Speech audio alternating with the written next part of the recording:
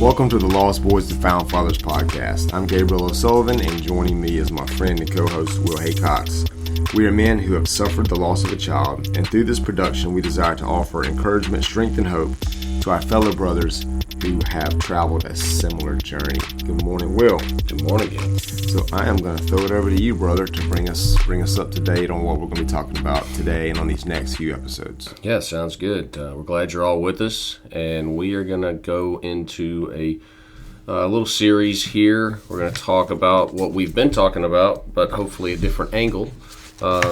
We've discussed, grief over losing a child, being a good husband, being a good father, trying to deepen your faith, and so really today is going to be some of all of that together, and it's going to be going forward, and we're going to first kind of reiterate what does it mean, what's a biblical perspective on fatherhood, and then we're going to try to offer some practical tips for being a better father, being more intentional with your children, with your wife, and what does it mean to be a attentive father, to be present, to show love, and make sure your kids know that you love them and that you care about them, and you're not just the father who provides for the family, does a great job at work, and then you come home and your family doesn't hear two words from you. So that's kind of where we're going. Yeah, I think this is real applicable because, even recently, my wife and I had a discussion where she was, explaining to me how she was like, you have not been very present mentally when you've been here in the house. And she was like, I know you got a lot going on, right, with work and with some extra stuff that we're doing outside of work with some other things. And she was like, I can just tell that when you're here, you're just not really engaged. She was like, your mind is somewhere else, where you're thinking about all the things that you need to get done as soon as the kids get to bed. And that was a real, I'm glad that she brought that up to me because it was true. And I saw immediately, since I was kind of called, to the carpet on that like, yeah, what, you're right. And that was not fair to her, right? Not fair to the kids. And I think as men, sometimes we can get distracted with all of our other things that we're called to do and to be.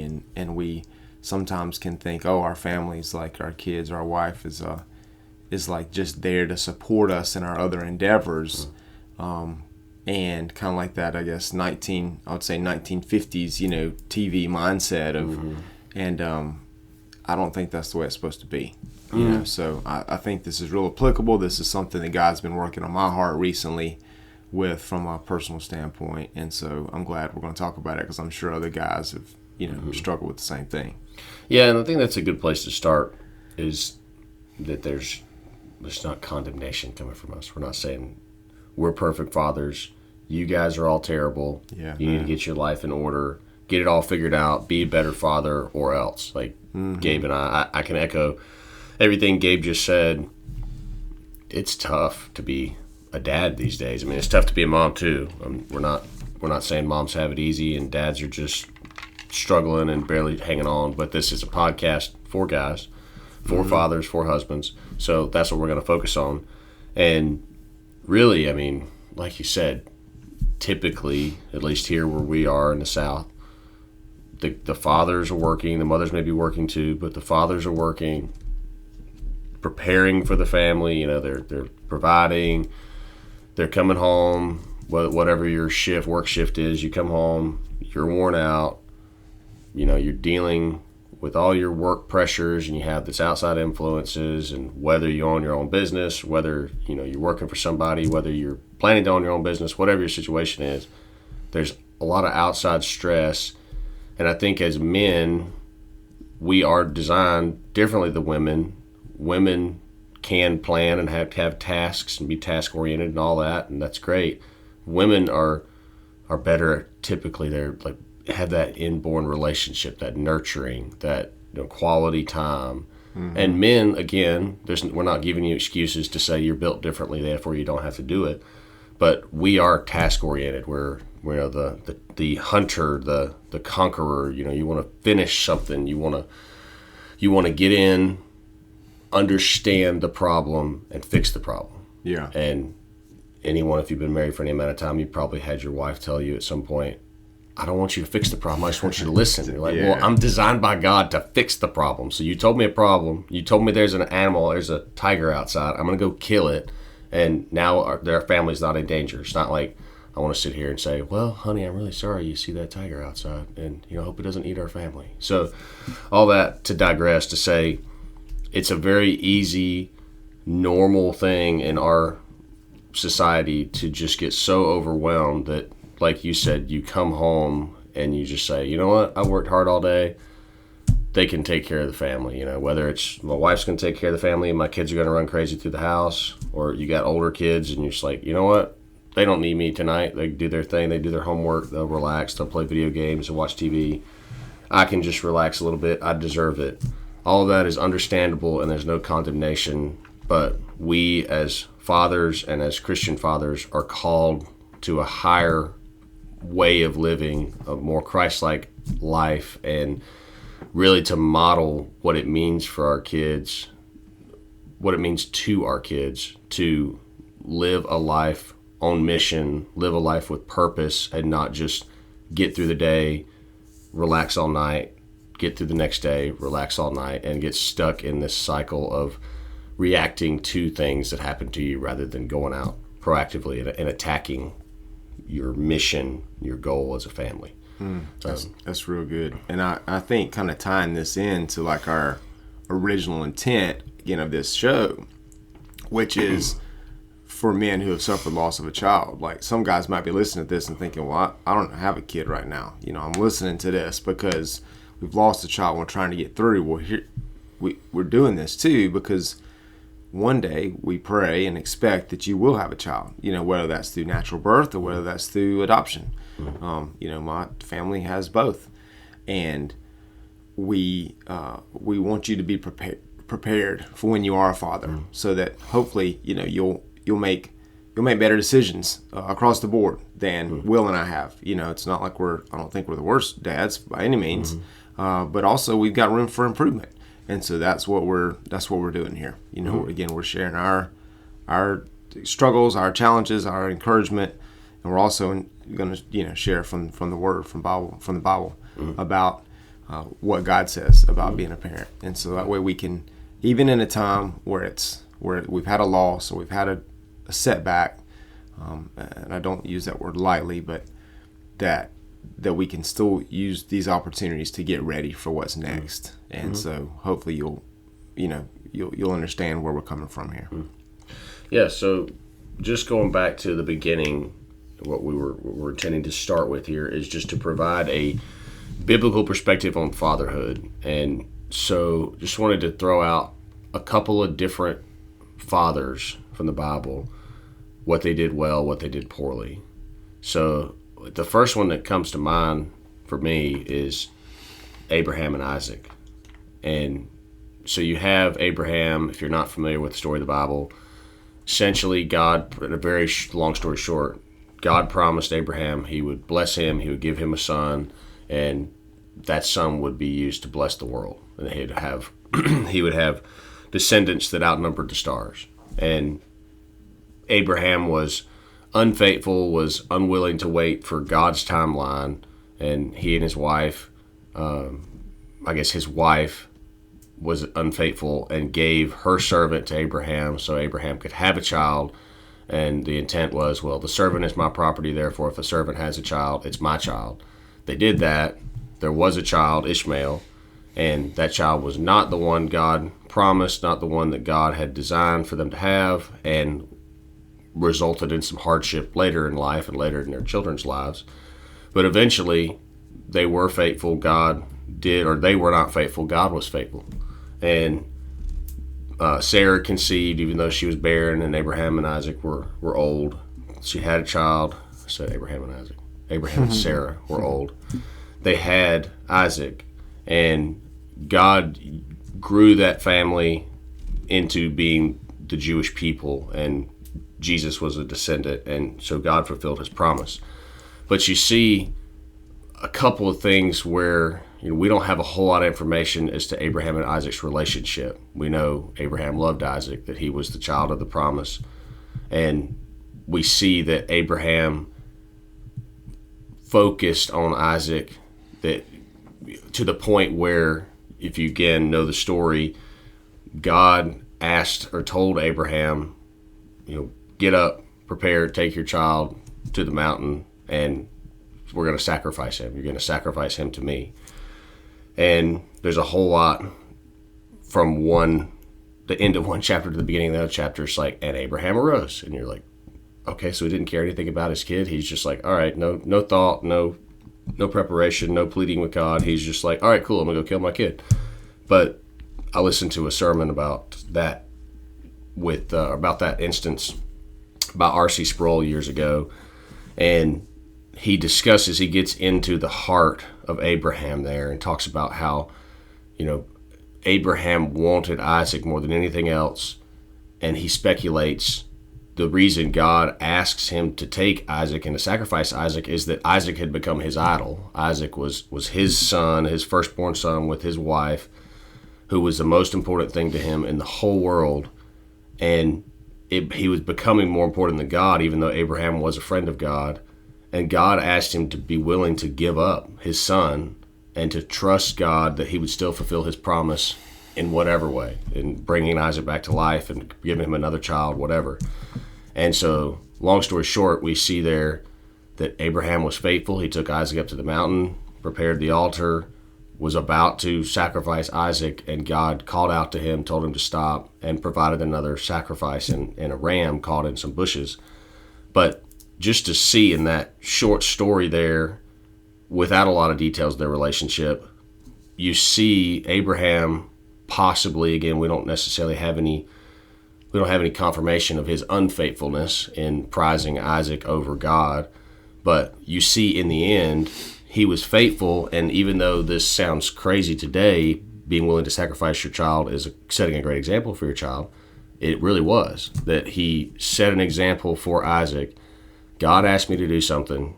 It's the hardest thing I could possibly think to do, and it looks like, it literally would have hurt Isaac. It looks like it's going to hurt our family, but ultimately being faithful to God is going to help our family and bless our family in ways that we can't even understand. So that's the first example that comes to mind. I don't know if you have anything to throw in on that. Yeah, let me just say that, God's not going to call us to sacrifice our children right now, but God, what he may do is he may call you to do something, to give up something that has taken some type of precedence over him. Like maybe it's your work. Maybe it's like that you've been working so hard to achieve some, level at your job or some, financial status or whatever have you. And it's become a situation where you've put that above the Lord and you put that above your family. And you're like, well, I don't want to give that up because then my family's not going to have as much money or stuff, or we can't go on as cool vacations, or, whatever the case may be. But God may be like, listen, you need to give that up because ultimately that's going to be what's best for your family, because your family needs you at home more to nurture them than they need you at work just chasing a dollar, right? Or that's just one example I can think of, of where God may call us to give up something that has taken precedence and become an idol in our life, that we look at it and think there's no way this is going to be what's best for my family because of our finite thinking, but God's got a bigger plan ahead. Yeah, I mean, that can be work. It can be, one thing our pastor likes to mention a good bit, because it is a problem in our culture, is like travel ball or whatever. It's, I assume it's generally travel baseball or travel basketball. Sometimes it could be football, I guess. But volleyball. I mean, it's throughout the summer, throughout the fall, whatever, you are prioritizing your kids' growth, whatever you want. If you want to say we're trying to prepare them to get a scholarship, prepare them for their future, sure. I know that happens, but for reality, for a lot of people, you're probably not going to get your kids a scholarship, but playing travel baseball, travel volleyball, whatever it is here. But even if you are, you're setting a precedent for your family that the most important thing is, if you are chasing this scholarship and you are saying this is going to help you for your future, you're telling your kids the most important thing for your future is saving some money on your education or getting your education, which is important, over God, which is more important. Yeah. So you're setting a precedent. You're demonstrating to your family, if you are living a life, and just calling out, again, to your point, just one particular issue that may not be the biggest, it may not be the only one, it may not be the one that you struggle with, but if you're setting a example for your family that, like, yeah, we're a Bible-believing family, we love God, but from June to August, we're not going to church because we have all these tournaments on Sunday. Right. What are you telling your kid, like, God's good for the school semester, like God's good for the fall, winter, and spring because we have nothing else going on, but when life gets busy, God doesn't matter anymore? Like, that's not the purpose of this podcast, but all that just to boil down, like, what you're doing now, and we'll get more into this, the little decisions you're making are adding up and demonstrating to your kids, whether they're 2, 3, 4, or whether they're 15, 16, 17, what's important, what matters. And everyone's different. Your kids can grow up with the worst parents or the best parents, and they can make the opposite decision. Sure. But you are creating a pattern. You're modeling something in your life that your kids may follow, or they might just remember. And so that's just something that we need to be aware of, that how you prioritize your time is something your kids are noticing.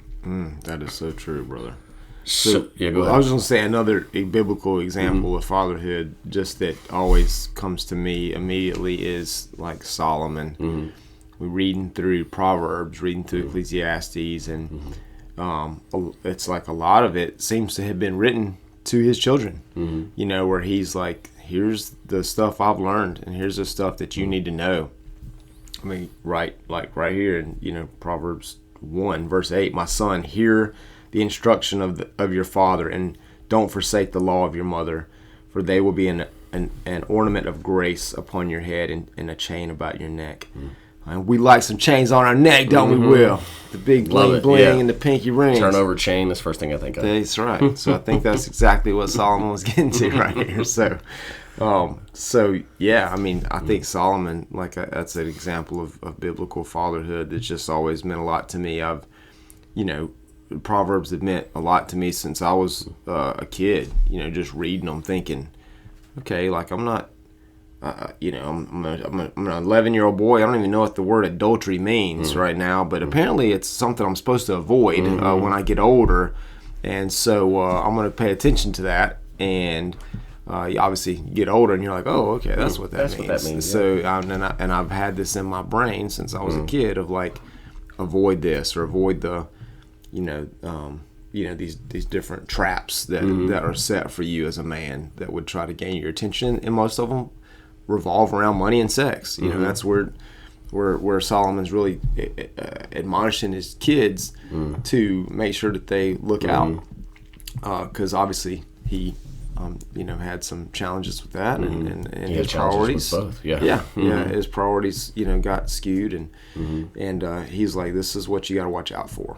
So that would be a great example, I think, of biblical fatherhood that's always meant a lot to me. And one more I want to throw in, as we're going to try to keep these episodes in this series a little shorter so we can get through more topics, a little more expedience, and not just ramble on like you guys love hearing.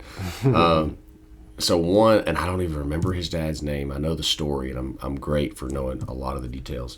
But let's think of a bad example just to prove to you guys that the Bible isn't all about like all these fathers were perfect, which, like you just said, Solomon's not perfect. But when I think of a bad example, one, again, early in the Bible, is Shechem and his father. I can't remember his name, but he's a prince of a land where Jacob's family, Israel, is the father of the 12 tribes, Judah and Reuben and Simeon, Levi, Joseph, those guys. And so they had a sister, and the sister is doing whatever she's doing. She's taking care of the flock. She's walking around. Shechem, a prince of a land that they were living in, saw her, and it said he saw her and he loved her, and he took her and essentially raped her, and said he lied with her, and then when they were finished, he loved her and he wanted to marry her. And so he told her dad, he told his dad, go and get her and make her my wife.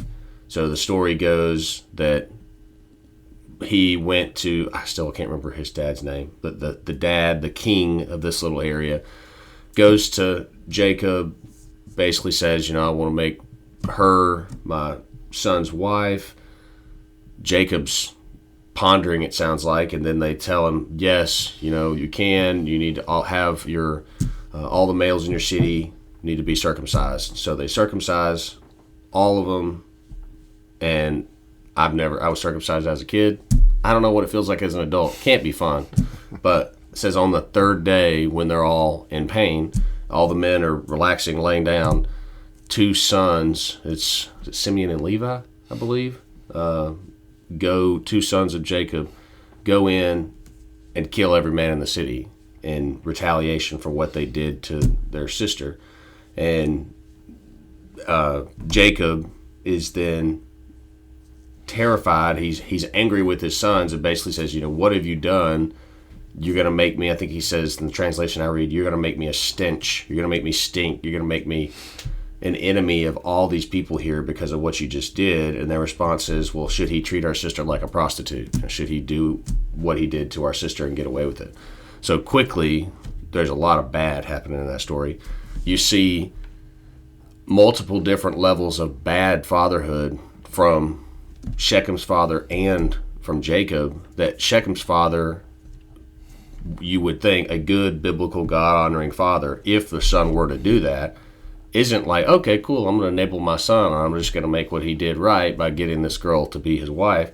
He's going to punish his son to whatever level, and obviously justice is different in today's time than that time, but he's going to punish his son immediately by correcting him, pointing out what he did wrong, and then he's going to turn around, if you need to get the law involved, you get the law involved.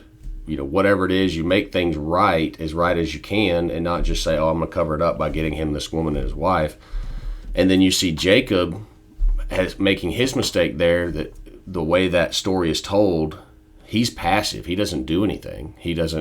Whether he's scared, whether he's pondering, whether he's so angry he doesn't know what to do, he doesn't take action. He doesn't lead his family in that moment, even though his children are grown. And so he leaves the door open, and his kids step in, they take charge, and they end up doing something that God, again, would consider wrong, even though there was a assault there, even though there was a sin, like the saying is, now, like, two wrongs don't make a right. Like, just because someone deserves punishment, you killed this person and hundreds others because you're mad at this one person who should have been punished. So just real quickly, those are some off-the-wall examples, but just to say, the principle stands there that enabling your kids and giving them everything they want is not a biblical way to be a father, and sitting on your hands and saying, I don't know what to do, so I'm not going to do anything, and let your kids take the initiative is also not a proper way, a biblical way to be a father. That's good. Yeah. That's true. And I'm going to chase this rabbit. I'm not a theologian. Never been to seminary, don't even know how to spell it. But I'm thinking too, like, about who's the good father in this scenario. And it's like, well, we have this example of God enacting justice over evil that has been done. And he does that, in ways that he's going to do that. And in this scenario, we're not saying that it was right, okay, for these guys, for these brothers to go and take the law in their own hands, so to speak. But I think that God saw that one of his children was taken advantage of, and he's like, I'm not having this. Like, you all gonna pay for that, right? And so we see God, who has the right to be that just, because he is just. That's one of his overarching characteristics there. And that, so what does that mean? That what that means is we don't say, okay, we're going to be God's strong arm of justice, when there's something wrong that's been done to somebody.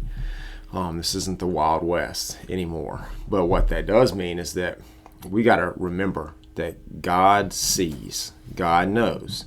And when there's injustice in this world, when there's evil in this world, and it looks like sometimes it's going unpunished, one day it's not going to be unpunished. Like, God will make all things that are wrong, he'll make them right. He will avenge. He says that he will. And so I'm going to tie this back to even guys that have lost a child. Horrible circumstance. We know, we've been there, done that. But God can still redeem those situations in some way. It may not be in a way that we understand or can fathom, but God's going to redeem. Just hang on, trust him. He's the one that's in control. Just as he can enact justice, he can enact love. And there will be some right, there will be some good that comes out of a situation that someone may be in, even if it's awful. So, yeah. Yeah, well, we'll wrap this one up.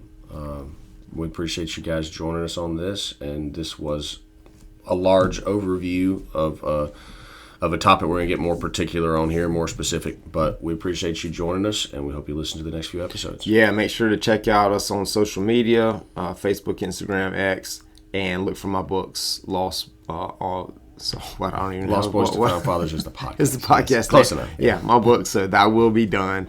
Question mark at the end of that. Find that on Amazon or Every Little Thing, 6 Small Steps to Perfect Peace. That can be found about anywhere you can get books. Thanks for joining us today. Let's not be lost. Let's be found in him.